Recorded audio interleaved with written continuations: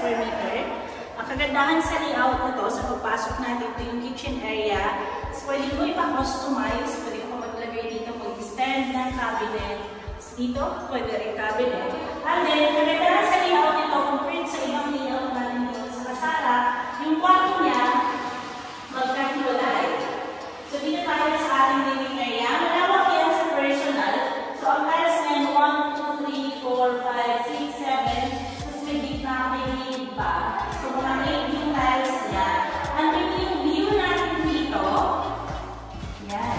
Facing siya dito sa antipolo area. Tapos, yung mayroon na tayong provision for window type na aircon dito.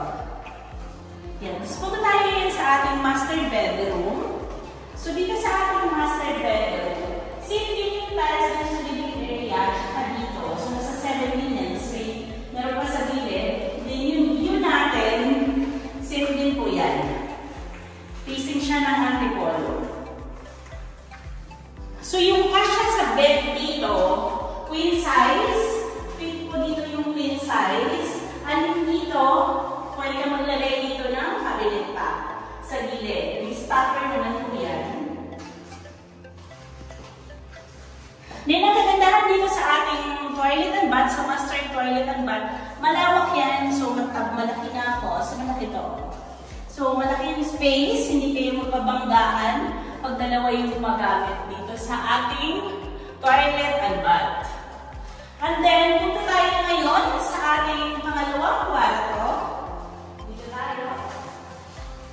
Mas maliit lang siya ng konti dito kasi kung kanina nasa 7 tiles, dito naman nasa 5 lang siya. Pero fit din yung double size na kama dito. And then yung view niya, super ganda.